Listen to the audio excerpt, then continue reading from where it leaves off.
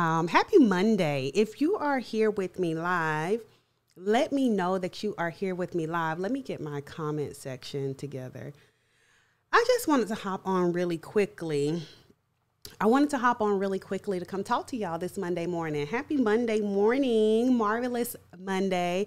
Some of you all ask me, Juanita, how are you doing? And I say, I have a saying. I always say, I am amazing.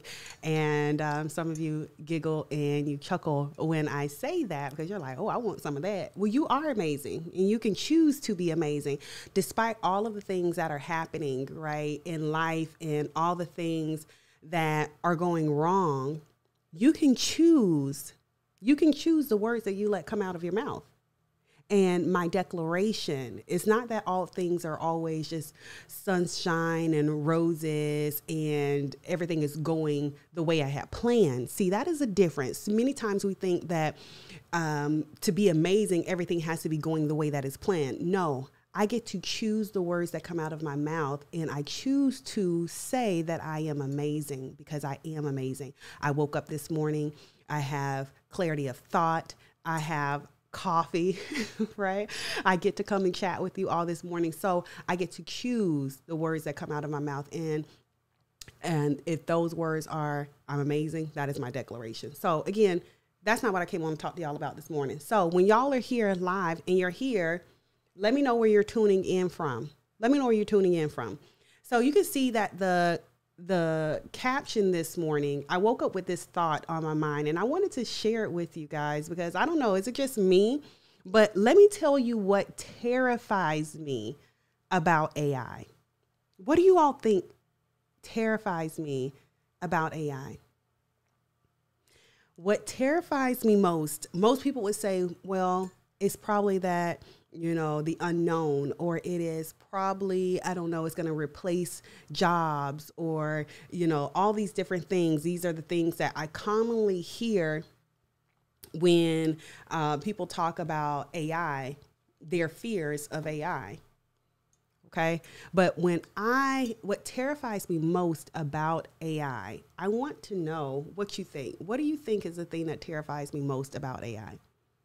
What terrifies you most about AI and leaning into AI? What terrifies me most about AI is that we haven't even gotten the fundamentals together. Most organizations are still struggling with the fundamentals. All right, so my specific lane of genius is workforce management, contact center, CX, customer experience, EX, employee experience. And when I think about AI, while I love it, okay, I absolutely, y'all know I geek out over some technology. We have a whole show that's dedicated to just looking at demos around technology. It's called Demos on Demand. So I love technology and I love seeing how innovative people are in the problems that they are solving and they're automating and all the different things. It just gets my juices going, right? But what terrifies me the most about AI is the application of AI. What terrifies me most about AI, where we are in the context of contact center and workforce management, is a lot of organizations haven't even gotten the fundamentals down.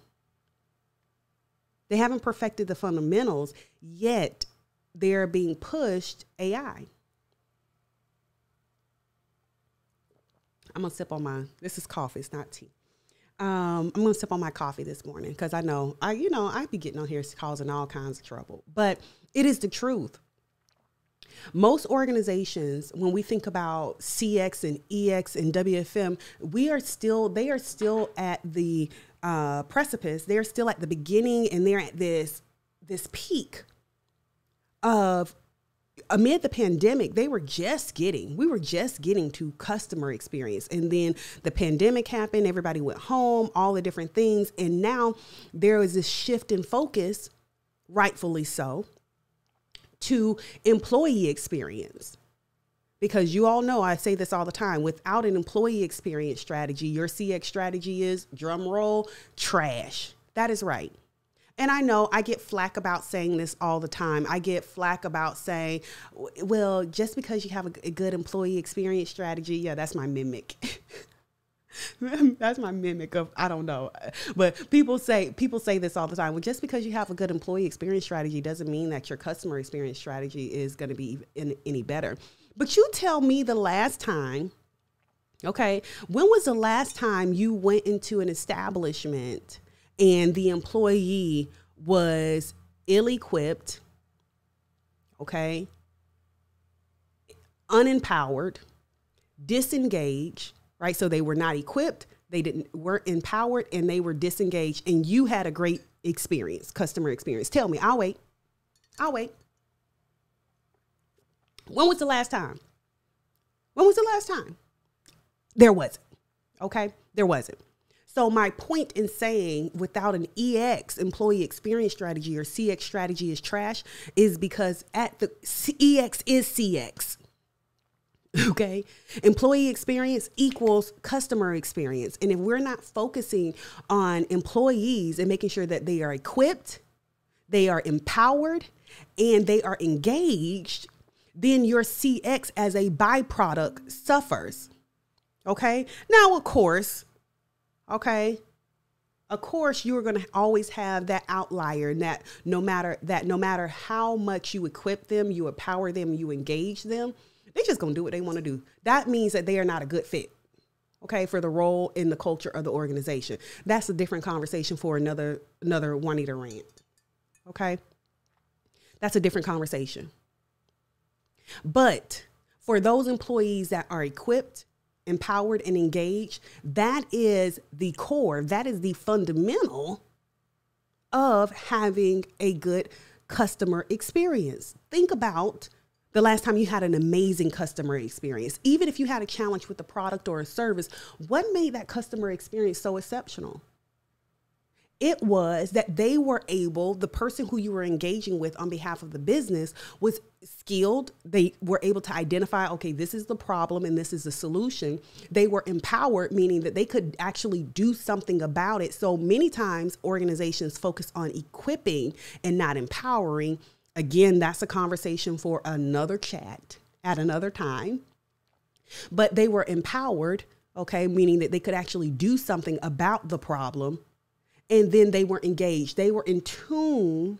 You know, I get passionate. So they were in tuned enough with the customer to say, I want to do something about it.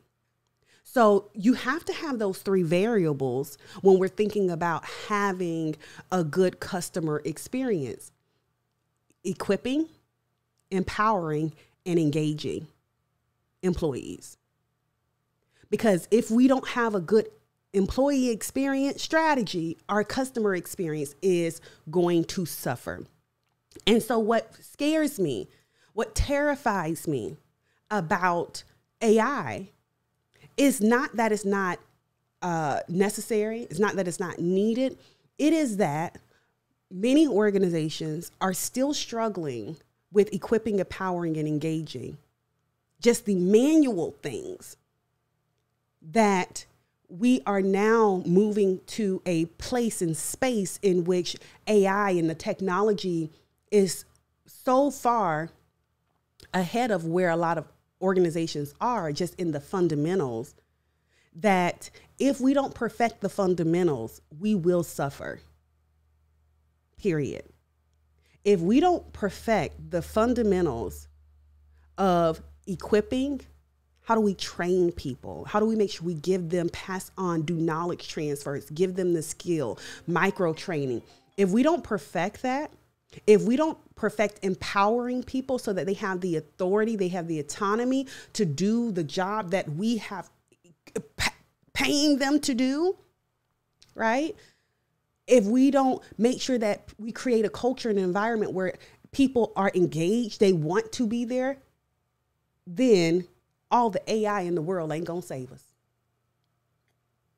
I said what I said. All the AI in the world ain't gonna save you if you do not have equipped, empowered, and engaged employees. So that is what terrifies me about AI. I think it is an amazing we are at such an amazing place in space and time with technology. And we have an opportunity unlike any other time, any other age, any other people that was before us. But we cannot forget, I believe it's Maya Angelou that says, we can't know where we're going until we know where we've been. We cannot forget the fundamentals. We cannot forget where we have come from and what has gotten us to these innovations. And it is my fear that in us innovating, in us AIing, in us wanting to become quicker, better, faster, that we neglect the fundamentals, and therefore the impacts that the AI and the impacts that these advancements could have will be subpar. You know, I'm thinking about, you know, if it's almost, I liken this to, imagine a time where, you know, we now have microwaves now. Right. So back in the day, before microwaves existed, you had to hunt and kill food and prepare it over, you know, family time and dinners were a core, meal planning was a core part of society and a core part of what we did. Right. Eating. But as time advanced and we got microwaves, now we want everything quick. And you have whole generations, whole people that don't even know how to cook. Now, this is not because Lord knows I'm not cooking every day, right? But we have a whole generation of people who can't even, they can't boil water, right? That's a basic survival skill to be able to eat, hunt. And because now we have microwaves and everything and we have Uber Eats, we don't even have to go to the grocery store. Right? We don't even have to go to a grocery store to get food in front of us. And so what happens is a degradation of people. We become less skilled because we have more. It's more accessible. It's easier. So while I'm not advocating for things to be less easy, because when things become easier, we have more time on our hands, right? And we can do more with our time. That is a great thing. However, you cannot forget that basic survival skill of knowing how to cook, right? Or knowing how food makes it to your plate. Because when you forget that, now your livelihood is at stake. And so what scares me most about AI is not AI. I love technology. I'm such a geek when it comes to technology. What scares me most about AI is that there has to be a fundamental focus. There has to be an intentional effort, not only from, and I believe that this is a call to action, that there must be an intentional effort from technology companies that are creating the technologies to the organizations that are buying the technology to AI responsibly. Just like when we say, hey, you got to drink responsibly, there has to be a call put in place. There has to be a responsibility to organizations, technology companies, organizations that are buying the technology to AI responsibly. It is still a responsibility to focus on the fundamentals. Because if we don't, we will have a whole generation, we will have a whole business industry that suffers because we don't understand the fundamentals. So, that is my rant for you today. Okay. I hope it was insightful. I hope it was impactful. We created a whole service around this. It's called WFM Pro Start. So our WFM Pro Start is geared towards making sure organizations that are moving from Excel spreadsheets, or they're moving to a workforce management tool, or they're moving into tooling for the very first time, understand the fundamentals. Because if they don't, they'll get the tool and then say the tool doesn't work. Well, it's not that the tool doesn't work, sweetheart. You don't understand the fundamentals. Okay. It's like buying QuickBooks and not knowing nothing about accounting. It's not QuickBooks' fault that you don't understand how to put a profit and loss sheet together. It's not QuickBooks' fault that you don't understand the balance sheet. Okay? So the fundamentals, we can't get so far removed from the fundamentals and caught up in the ease of the technology that we forget the fundamentals. So until next time, I hope you be great, and let's go make impact. If this was helpful to you, type something in the comments. Type ProStart. Type ProStart in the comments. All right, until next time, I'll see y'all later. Bye.